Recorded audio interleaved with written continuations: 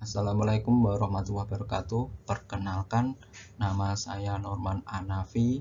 Saya dari Prodi Teknologi Pendidikan, NIM 0560846688 semester 2. Di sini saya akan menjelaskan tentang ringkasan materi mata kuliah Teknologi Pendidikan dalam pendidikan jarak jauh pertemuan pertama sampai pertemuan ke-7.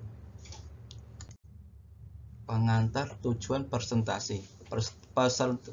Presentasi ini menyajikan kesimpulan pembelajaran yang sudah saya pelajari pada pertemuan pertama sampai pertemuan ke-7 mata kuliah Teknologi Pendidikan dalam pendidikan jarak jauh. Materi ini mencakup konsep dasar teknologi pendidikan, teori dan praktek jarak jauh, hingga manajemen pembelajaran. Melalui rangkuman ini diharapkan dapat memberikan gambaran komprehensif tentang bagaimana teknologi pendidikan berperan penting dalam mendukung keberhasilan sistem pendidikan jarak jauh yang efektif dan berkualitas.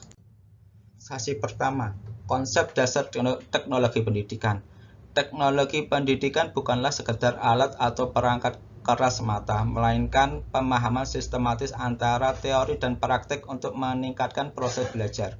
Fokus utamanya adalah bagaimana menggunakan teknologi secara efektif dan tepat guna untuk mencapai tujuan pembelajaran yang optimal bagi peserta didik.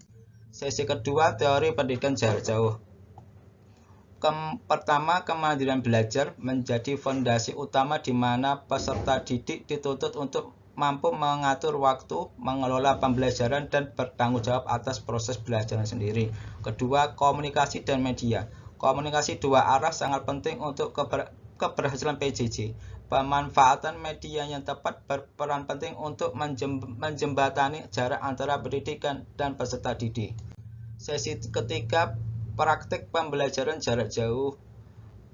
Pertama, model pembelajaran. Terdapat dua model, yaitu sinkron pembelajaran real time dengan interaksi langsung seperti video conference, dan asinkron pembelajaran fleksibel di mana peserta dapat mengakses materi kapan aja. Kedua, pendekatan pembelajaran meliputi pembelajaran berbasis modul terstruktur, berbasis video interaktif, dan berbasis LMS Learning Management System. Seksi keempat, fungsi teknologi dalam PJJ. Teknologi berfungsi untuk memperluas akses pembelajaran tanpa batasan geografis.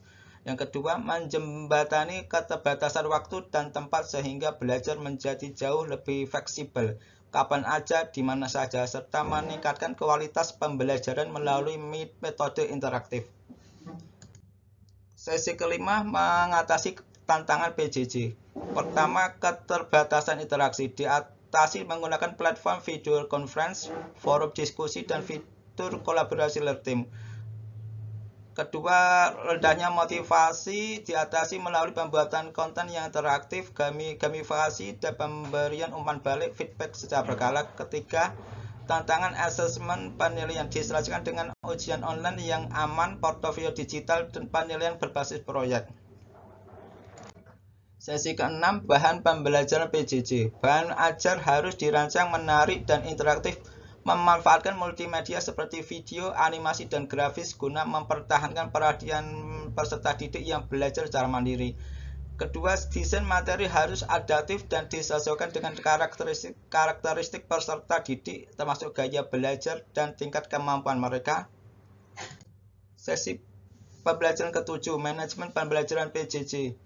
Melibatkan 3 tahap penting, yaitu perencanaan. Pertama, melibatkan 3 tahap penting, yaitu perencanaan yang matang, pelaksanaan yang terstruktur, dan evaluasi berkelanjutan.